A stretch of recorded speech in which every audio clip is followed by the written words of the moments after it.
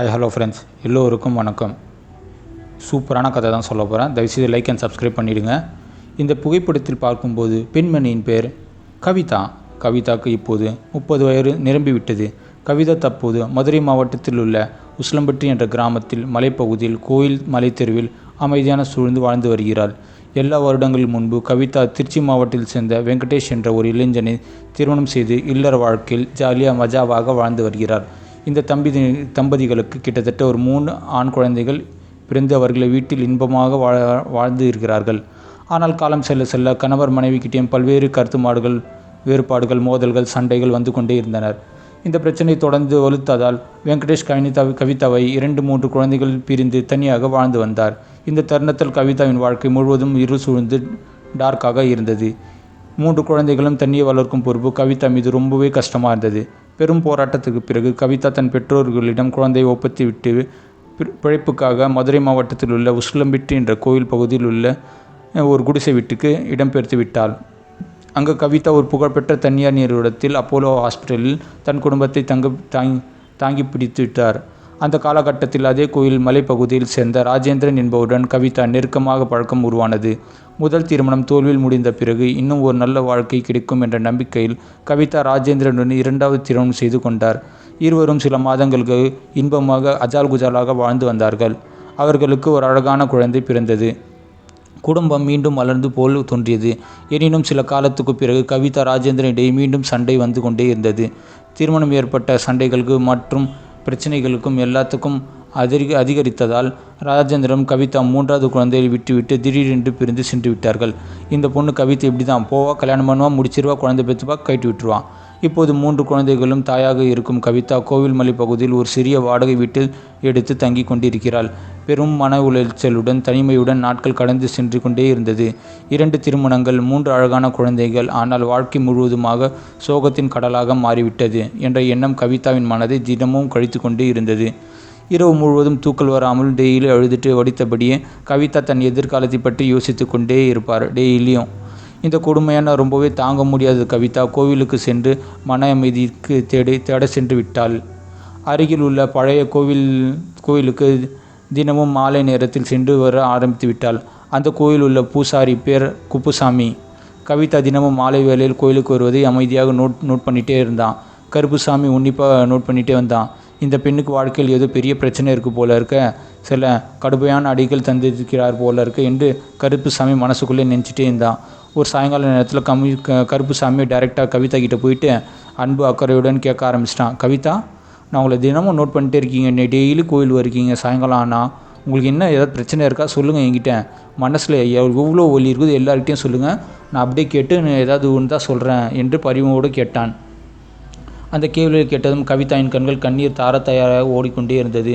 பிறகு கவிதா தன் வாழ்க்கையில் நடந்த அத்தனை சோகமான சம்பவங்களையும் கருப்புசாமியின் முழுமையாக சொல்ல தொடங்கிவிட்டார். கவிதா தன் வாழ்க்கையில் அனுபவித்த எல்லா துயரங்களையும் கருப்புசாமியிடம் மனமிலிருந்து எல்லா பாரத்தையும் கொட்ட ஆரம்பிச்சிச்சு. எனக்கு 2 தடவை திருமணம் நடந்த பிறகு 3 குழந்தைகள் பெற்றெடுத்த பின்னர் என் 2 கணவர்களும் என்னை விட்டு பிரிந்து சென்று விட்டார்கள். இந்த சோகமான நிலையில் என் வாழ்க்கை ரொம்பவே நாசமாக வெறுக்கிற மாதிரி இருந்துச்சு. ரொம்ப டிப்ரெஷனில் இருக்கேன். இந்த கொடுமையான மன உளைச்சல் மற்றும் தனிமை உணர்வு ரொம்ப கஷ்டமாக இருக்குது. அதனால தான் கோயில் சாமியிடம் அமைதி தேடிட்டு தான் வந்திருக்கேன் அப்படின்னு சொல்லிட்டு கவிதா தன் மனசில் இருக்கிற எல்லாத்தையும் அந்த குப்புசாமிகிட்ட சொல்லி அழுதுகிட்டே இருக்கான். இந்த சோக கதை எல்லாத்தையும் கேட்ட குப்புசாமி கவிதாவின் மன ஆறுதல் மற்றும் தைரியத்தை வரவழைக்கும் வழ ஆரம்பித்து விட்டான். அந்த உரையாடல் நாளுக்கு நாள் ரொம்பவே நீண்டு கொண்டே போயிட்டே இருந்துச்சு. இருவரும் கோயிலில் அடிக்கடி சந்தித்து நீண்ட நேரம் பேச ஆரம்பித்து கொண்டே இருந்தார்கள். அவர்களுக்கு இடையே தவறான தகாத உறவு மெல்ல மெல்ல மெல்ல வேறொன்று ஆரம்பித்து விட்டது. கருப்புசாமி கோயில் பணிகளில் முடித்தவன் வீட்டில் தன் மனைவியிடம் ஒரு முக்கியமான பூஜை வேலை செய்ய இருக்கிறது என்று அதை முடித்துவிட்டு வருகிறேன் என்று சொல்லிவிட்டு கவிதாவின் விட்டு செல்லும் வழக்கத்தை தொடர்ந்து கொண்டே இருந்தான். அங்கு கவிதா சில மணி நேரம் மட்டும் உல்லாசமாக நெருக்கமாக செலவழித்துவிட்டு நைட்டு ஒரு 10 மணி 10:30 மணி இருக்கும் 2 மணி நேரம் உல்லாசமாக இருந்துவிட்டு வீட்டுக்கு திரும்பும் பழக்கத்தை ஏற்படுத்தினார்.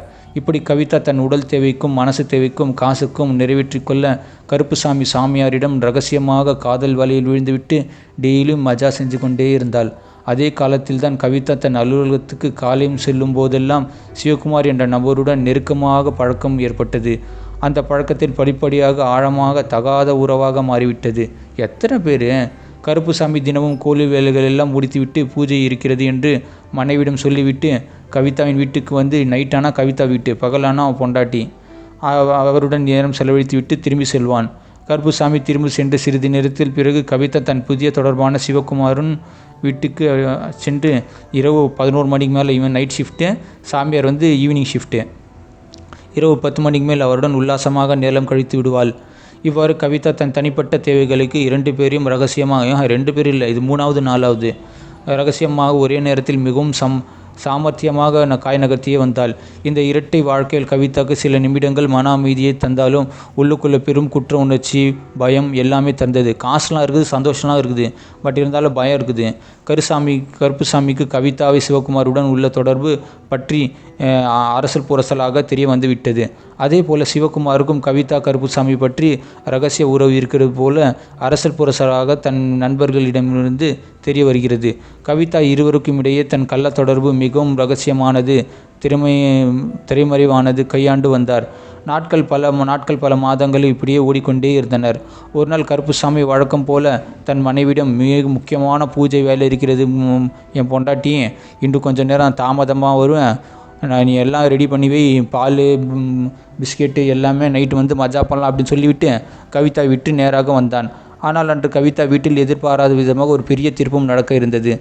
வழக்கத்தை விட சீக்கிரமாக கருப்புசாமி இரவு 8 மணிக்கே வீட்டுக்கு வந்துவிட்டான். அதே நேரத்தில் தான் கவிதா தன் வீட்டில் நடக்கும் சம்பவங்களை கருப்புசாமியின் மனதை பெரிய அதிர்ச்சியை உள்ளாக்கியது.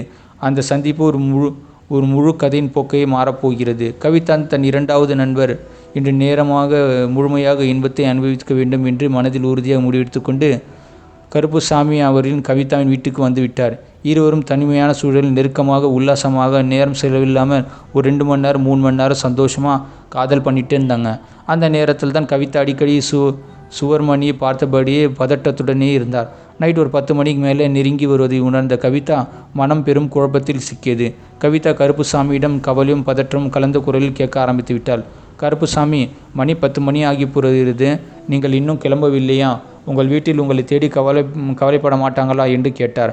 அதற்கு கருப்புசாமி அமைதியான புன்னையுடன் பதிலளித்தார். இல்லை கவிதா, இன்று ஒரு முக்கியமான பூஜை வேலை இருப்பதாக வீட்டில் சொல்லிவிட்டு வந்திருக்கிறேன். அதனால் தாமதமாக தான் வருவேன் என்று சொல்லிவிட்டுக்கிறேன். இது உங்களுக்கு நீண்ட நேரம் சந்தோஷமாக இன்பமாக வேண்டும் என்று ஆசையுடன் தான் வந்திருக்கேன். அதனால் நம்ம விடிய காதல் செஞ்சுட்டே இருக்கலாம், எந்த பிரச்சனையும் இல்லை என்று சொன்னான் கருப்புசாமி. இந்த பதிலை கேட்டவுடன் கவிதாவுக்கு முழு அதிர்ச்சியும் உறைந்து போய்விட்டாள். நைட்டு 10 மணி ஆகிவிட்டதா? இப்போது சிவகுமார் வர நேரம் ஆயிடுச்சே, என்ன செய்கிறதுன்னு தெரியலன்னு சொல்லிட்டு கவிதா தன் மனசுக்குள்ளே ஏதும் பெரிய பயத்துடன் குழப்பத்துடன் யோசித்து கொண்டே இருந்தாள். நேரத்தில் கதவை தட்டும் சத்தம் கேட்டுக்கொண்டே இருந்தது. அந்த சத்தத்தில் கேட்ட கருப்புசாமி, நைட்டு 10 மணிக்கு யாரா கதவை தட்டுறா என்று சொல்லியபடி எழுந்து கதவை திறந்தான். கதவு திறந்த உடனே கருப்புசாமியும் சிவகுமாரும் ஒருவருடன் நேருக்கு நேர் பார்க்குறாங்க. ஆனால் 2 பேரும் கள்ளக்காதல், ஆனால் 2 பேரும் நேர் பார்க்குறாங்க. மிகப்பெரிய அதிர்ச்சியை உடைத்து போனார்கள். சிவகுமார் இவர் கவிதாவின் வீட்டுக்கு வந்து கதவை திறந்திருக்கிறாரே என்று அதிர்ச்சி திகைத்து விட்டார். கருப்புசாமி, இந்த நேரத்தில் இவர் ஏன் இங்கே வந்து கதவை தட்டியிருக்கிறீர்கள் என்று என் மனதுக்குள் பெரிய அதிர்ச்சி அடைந்து விட்டது. அந்த ஒரு நொடியில் கவிதா கருப்புசாமியுடன் சிவகுமாருடன் தகாத உறவு வைத்திருந்தது விஷயம் இருவருக்கும் ஒரே நேரத்தில் தெரிய வந்து விட்டது. கோபம் தலைக்கேறிய கருப்புசாமி கவிதாவிடம், கவிதா, நீ எனக்கு எப்படி பெரிய துரோகம் பண்ணிட்டியம்மா, எனக்கு தெரியாமல் இன்னொரு பையன் கூட நீ தகாத உறவு வச்சிருக்கிய என்று கோபமாக கத்தி போட்டு சண்டை போட ஆரம்பித்து விட்டான். கோபம் முழுவதும் அதிகரித்து கொண்டு கருப்புசாமி கவிதாவை அடிக்க ஆரம்பித்து விட்டான். இதை பார்த்த சிவகுமார் கருப்புசாமி மீது கொந்தளித்து கோபம் கொண்டான். என் காதலியே, என் ஒப்பாட்டியே, என் காதலியே எப்படி என் கண் முன்னாடி நீ கை வைப்பேன்னு சொல்லிட்டு இவன் ஆப்போசிட் அடிக்க ஆரம்பிச்சிட்டான். இப்போது சிவகுமாருக்கும் கருப்புசாமிக்கும் சண்டை பெருசாகினே போயிடுச்சு. கடுமையான சண்டைகள் ஈடுபட்டனர் மாறி மாறி. இருவரும் ஒருவரை கடுமையாக அடித்து கொண்டார்கள். கவிதா அதிர்ச்சியில் பயத்துடன் நின்று பார்த்துனே இருக்கான். இருவரும் இப்படி சண்டை போடுகிறார்களே என் ஒருத்திக்காக என்று கவிதா பதறியபடியே மனதுக்குள் தவித்து கொண்டே இருந்தாள். அந்த சமயத்தில் தான் கவிதா வசிக்கும் கோயில்மலை பகுதியில் அருகில் உள்ள 3 வீடுகள் அமைதியாக இருந்தன. பெரும்பாலான வீட்டு மக்கள் மட்டும் அங்கு வெளியூர் சென்றிருந்ததால் சுற்றுப்புறம் முழுவதுமாக ஒரு பின் ட்ராப் சைலண்டில் இருந்துச்சு. இந்த சண்டையில் 20 சத்தம் அருகிலுள்ள வீடு கூட சரியாக கேட்கவே இல்லை. இந்த சத்தம் கவிதாவின் வாழ்க்கையில் மிகப்பெரிய புயலை ஏற்படுத்தி போகிறது. சண்டை முற்றுமுழும் கட்டுக்கடங்காத நிலைக்கு சென்று விட்டது. என்ன செய்வது என்று தெரியாது கவிதாவுக்கு கருப்புசாமிக்கும் சிவகுமாரும் மாறி மாறி கொடூரமாக மூஞ்சிலே அடித்து ரத்தம் கொட்டிட்டு இருக்குது. தண்ணி மாதிரி போக ஆரம்பிச்சிச்சு. கோபம் முழுவதும் தலைக்கீறிய சிவகுமார் கருப்புசாமியின் தலையை பலமாக பிடித்து சுவற்றில் ஓங்கி ஓங்கி மோதிக்கோட ஆரம்பித்து விட்டார். அந்த கொடூரமான அடியில் வேகத்தில் கருப்புசாமி தலை பலமாக பாதிக்கப்பட்டு ரத்தம் பிடிச்சு அடிச்சுட்டு ஓடிட்டு இருக்குது. சிறிது நேரத்திலே கருப்புசாமி தரையில் சுருண்டு விழுந்து விட்டான். பிறகு சில நிமிடங்களில் உடல் துடிக்க பரிதாபமாக கருப்புசாமி போய் சேர்ந்துட்டான். சாமியார் சாமிகிட்டே போய் சேர்ந்துட்டான். இந்த அதிர்ச்சி அடைந்த சம்பவத்தை சிவகுமார் கவிதாவும் முழு அதிர்ச்சியில் உறைந்து போய் கொண்டிருந்தார்கள். ஐயோ, நான் இப்படி அடித்து ஒரு உயிரை போயிடுச்சே என்று இருவரும் பயந்து நடுங்கினார்கள். இப்போது என்ன செய்யலாம் என்று 2 பேருக்கு ஒன்றுமே புரியல. எப்படியாவது சமாளிக்கலாம் என்று முடிவு செய்துவிட்டு சிவகுமார் கவிதாவை உட்கார்ந்து தீவிரமாக யோசனை செய்தார்கள். மனதில் பயம், குற்ற உணர்வு, குழப்பம் என எல்லா உணர்வுகளையும் அவர்கள் சூழ்ந்தனர். அப்போது சிவகுமார் ஒரு திட்டம் தீட்டினார். படிக்கட்டு வழியாக கடந்து போகும்போது தவறி கீழே விழுந்து இறந்ததாக சொல்லலாம் என்று கவிதாவும் நமக்கு இப்போது வேறு வழி எதுவும் தெரியாது, இப்படி தான் நான் இந்த சம்பவத்தை சமாளிக்க போகிறேன் என்று சொல்லி அதை ஏற்றுக்கொள். இருவரும் சேர்ந்து கருப்புசாமி உடலை எப்படியாவது தூக்கி சென்று அருகில் உள்ள படிக்கட்டில் ஏதாவது சாமி ஏறதுக்கு மேலே போயிருப்பான், அதில் தவறி விழுந்து தலையில் அடிபட்டு சொல்லலான்னு சொல்லிட்டு கவனமாக அமைத்து வைத்தார்கள். பிறகு வீட்டுக்கு திரும்பி வந்து அடுத்த என்ன செய்யலாம் என்று மீண்டும் நேரம் யோசித்தார்கள். விடியும் வரை இருவரும் தூக்கமில்லாமல் பயத்துடன் கண்ணீருடன் திட்டம் தீட்டிக் கொண்டே இருந்தார்கள். இன்னொரு பக்கம் கருப்புசாமி ஏற்கனவே மனைவியுடன் 2 குழந்தைகள் இருந்தார்கள். ஒரு பெண் குழந்தையும் ஒரு ஆண் குழந்தையும் இருந்தார்கள். பூஜைக்கு போன கணவர் ஏன் இன்னும் வீடு திரும்பவே இல்லைன்னு சொல்லிட்டு கருப்புசாமியின் மனைவி பிரியா பெரும் கவலையில் பதட்டத்தில் இருந்தாள். குழந்தைகள், உறவினர்கள், அக்கம் பக்கத்தில் அண்ணன் தம்பிகள் என பல இடங்களிலும் கருப்புசாமியை தேடிக்கொண்டே இருந்தால் தனது மனைவி பிரியா. ஆனால் எங்கும் அவரை காணவே இல்லை பிரியாவை.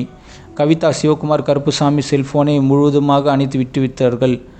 என காண புருஷன் செல்போன் அணைத்தது இருப்பதை அறிந்த கருப்புசாமியின் மனைவி பிரியா மேலும் அதிகமாக பதற்றத்தில் ஷாக் ஆகி போயிட்டா. என்ன பண்ணுறதுனே தெரியல. உடனடியாக தாமதிக்காமல் போலீஸ் நிலையத்துக்கு சென்று புகார் கொடுக்கலாம் என்று முடிவு செய்துவிட்டு பக்கத்தில் இருக்க தேனி மாவட்டத்தில் உள்ள போலீஸாரிடம் கருப்புசாமி தேடும் பணி தீவிரமாக இறக்கிவிட்டார்கள். தேனி மாவட்டத்தில் போலீஸ் ஸ்டேஷன் கம்ப்ளைண்ட் பண்ணவொன்னே போலீஸார் தீவிரமாக தேடுதல் வேட்டையில் இறங்கிவிட்டார்கள். விடிந்ததும் கவிதாவும் சிவகுமாரும் கோயிலுக்கு போய் அங்கு இருந்ததாக காட்டிக்கொள்ளலாம் என்று முடிவு செய்தார்கள். இருவரும் கவிதாவின் இருசக்கர வாகனத்தை எடுத்துக்கொண்டு அருகிலுள்ள பழைய பெரிய கோயிலுக்கு சென்றார்கள். ஆனால் நாம் எப்படி இந்த வழக்கத்தில் மாட்டிக்கொள்ளப் போகிறோம் என்ற பயம் அவர்களுக்கு உள்ளுக்குள் தொடர்ந்து அலைக்கழித்து கொண்டே இருந்தது. கோயிலில் அமர்ந்தபடி அடுத்து என்ன செய்யலாம் என இருவரும் யோசித்து கொண்டே இருந்தார்கள். அதே சமயம் விடிந்ததும் அங்கு கோயில் மலை பகுதியில் ஆள் நடமாட்டமே இல்லாத ஏரியாவில் ஒருவர் படிக்கட்டு அருகே யாரோ ஒருத்தர் ரத்த வெள்ளத்தில் இருக்கிறான் என்பதை அதிர்ச்சியில் ஊர் மக்கள்லாம் சொல்ல ஆரம்பிச்சிட்டாங்க. அருகில் சென்று பார்த்தபோது தான் தெரியுது கருப்புசாமி ரத்த வெள்ளத்தில் இறந்து கிடப்பதைக் கண்டு பயந்து உடனடியாக போலீஸார் தகவல் தெரிவித்துவிட்டு போலீஸார் சம்பவ இடத்துக்கு விரைந்து வந்தார்கள். இறந்து கிடைப்பது நபரை கவனமாக பக்கத்தில் இருக்க தேனி ஜிஹெச்க்கு எடுத்துன்னு போயிட்டு பார்த்தா அங்கே பல நாட்களாக காணாமல் போன கருப்புசாமி என்பது டிஎன்ஏ டெஸ்ட் மூலிமா கண்டுபிடிச்சிட்டாங்க. இது பயங்கரமான செய்தின்னு சொல்லிட்டு ஹெட்லைன்ஸாக மாறிடுச்சு. மனைவியை 2 குழந்தைகள் மிகுந்த அதிர்ச்சியில் ஆழ்த்திவிட்டார்கள். ஏன்னா மனைவி பிரியா 2 குழந்தைங்க இருக்குது, ரொம்ப அழுதுட்டு இருக்குது. குடும்பத்தினர் ரொம்பவே அழுதுகிட்டே இருக்காங்க, ரொம்பவே சோகத்தில் இருந்தாங்க. கருப்புசாமி எப்படி வந்தார், எப்படி இங்கே இறந்தார், ஒருவேளை படிக்கட்டில் நடக்கும்போது தவறி விழுந்துட்டாரா, உயிர் எப்படி போயிடுச்சு, எல்லாம் ஏகப்பட்ட சந்தேகம் போலீஸ்க்கு ஏற்பட்டது. ஆனால் சம்பவ இடத்தில் சூழல் அவர்களுக்கு பல கேள்விகளை எழுப்பிவிட்டது. போலீஸார் அருகில் இருந்த 3 வீடுகள் சென்று தீவிரமாக பரிசோதனை செய்து முடிவெடுத்தார்கள். அந்த 2-3 வீட்டு உரிமையாளர்கள் நேற்று இரவு முழுவதும் நாங்கள் வெளியூர் இருந்தோம் என்று காலையில் தான் வீட்டுக்கு வந்தோம் என்று சொல்லிவிட்டார்கள். இப்போ தான் போலீஸ்க்கு அதிகமாகிடுச்சு. ஏன்டா 2-3 நாள் இல்லை, இன்னைக்கு வந்தவொன்னே பணம் கிடைக்குது அப்படின்னு சொல்லிட்டு போலீஸார் அவர்கள் மேலும் தீவிரமாக விசாரிக்க ஆரம்பித்து விட்டார்கள். அவர் சொன்ன தகவல்கள் உண்மையா என்று உறுதியானது. இந்த தகவல் போலீஸாருக்கு சில சந்தேகங்கள் தற்காலிகமாக நீக்கியது. அடுத்து 3வது வீடு கவிதாவின் வீடு என்று தெரிய வந்தது. உடனே கவிதா மீது போலீஸாருக்கு வலுவாக சந்தேகம் ஏற்படுத்தியது. ஏன்னா கவிதா தனிமையாக இருக்கான், ஒருவாய் இவன் கள்ளக்காலத்தலானா இருக்குமான்னு சொல்லிட்டு போலீஸார் டிஃப்ரெண்ட் ஆங்கிளில் யோசிக்க ஆரம்பிச்சிட்டாங்க. வீட்டை சோதனையிட்ட போது அது முழுவதுமாக பூட்டப்பட்டிருந்தது. இந்த சூழ்நிலை போலீஸாருக்கு மேலும் பெரிய சந்தேகத்தை கவிதா வீட்டு மீது ஏற்படுத்தியது. இந்த வீட்டுக்காரர்கள் இந்த கொலையாளின் நெருங்கிய தொடர்பு இருக்கா, அவர்கள் வீட்டை எப்படி பூட்டிவிட்டு தப்பி ஓட முயற்சி செய்தார்களா என்று போலீஸார் பல கோணங்களில் விசாரிக்க ஆரம்பித்து விட்டார்கள். போலீஸார் வீட்டில் பூட்டை உடைத்து உள்ளே நுழைந்து பார்த்தபோது உள்ளே இருந்த குழப்பமான கோலங்கள், ஃப்ரிட்ஜு, பெட்டு எல்லாமே ஒடிஞ்சிருந்துச்சு. சுவர்கள் இருந்த கரைகளை பார்த்ததும் இந்த வீட்டுக்கு ஏதோ பயங்கரமான சண்டை அல்லது கொலை சம்பவம் நடந்திருக்கிறது என்பது தெளிவாக தெரிந்தது. இங்குதான் கொலை நடந்திருக்கும். பின்னர் உடலை வெளியே படிக்கட்டில் போட்டிருப்பாங்க என்ற சந்தேகம் போலீசாருக்கு மிகவும் வலுத்தது. உடனடியாக தடவியல் நிபுணர்கள் வரவழைத்து கைரேகை, இரத்தக்கரை, உடைத்த பொருள் உள்ளிட்ட அனைத்து முக்கிய ஆதாரங்கள் சேகரித்தார்கள். போலீசார் பக்கத்து வீட்டு மக்களின் தீவிர விசாரணை செய்தார்கள். அப்போது இவர் பக்கத்து வீட்டு கோயில் பூசாரி கருப்புசாமி எனக்கு நல்லா தெரியும். அவர் அடிக்கடி இந்த கவிதான்ற பொண்ணை பார்க்குறதுக்கு ஒப்பாட்டியாக வச்சுருக்காரு. அப்போ பார்க்குறதுக்கு வருவார். நைட் யாருக்கும் தெரியாமல் போயிடுவார். நான் பார்த்துருக்கேன்னு சொல்லிட்டு பக்கத்து வீட்டுக்காரங்கெல்லாம் சொல்ல ஆரம்பிச்சிட்டாங்க. இந்த தகவல் போலீஸாருக்கு மிக முக்கியமான நியூஸாக தெரிந்தது. மற்ற வழக்கின் திசை மாற்றியது. கவிதாவின் மொபைல் எண்ணை பக்கத்து வீட்டுக்காரர்களில் இருந்து பெற்றுக்கொண்டவர்கள் அதன் மூலம் கவிதாவின் இருப்பதை இடத்தை ஜிபிஎஸ் மூலம் ட்ராக் பண்ணிட்டாங்க. சிக்னல் ஒரு பேருந்து நிலையத்தில் காட்டியது. உடனடியாக போலீசார் அந்த பேருந்து நிலையத்துக்கு சென்று தீவிர தேடல் வேட்டையில் ஈடுபட்டார்கள். அங்கு கவிதாவும் சிவகுமாரும் பதுங்கியிருப்பதைக் கண்டு போலீசார் இருவரும் கைது செய்து தேனி பக்கத்தில் உள்ள போலீஸ் ஸ்டேஷனுக்கு வரவைத்துட்டார்கள். காவல் நிலையத்தில் நடைபெற்ற கடுமையான மற்றும் நீண்ட நேர போலீஸ் விசாரணையில் போலீசார் அவங்க இவ்விதத்தில் விசாரிக்க ஆரம்பிச்சிட்டாங்க. கவிதா தன் வாயால் அதை உண்மையாகவே ஒப்புக்கொண்டார்கள். எங்களால் இனி எதுவும் மறக்கவே முடியாது. போலீசார் எங்களை பிடித்து விட்டார்கள் என்ற நிலையில் கவிதா முழு உண்மையும் சொல்லிவிட்டு அவளை அப்ரூவர் ஆகிட்டு அதுக்கப்புறம் தேனியில் இருக்க போலீஸ் அவனை போட்டு ஜட்ஜில் போட்டாங்க. இனிமேல் அவள் ஜெயிலில் தான் சாவர வரைக்கும். நன்றி, வணக்கம்.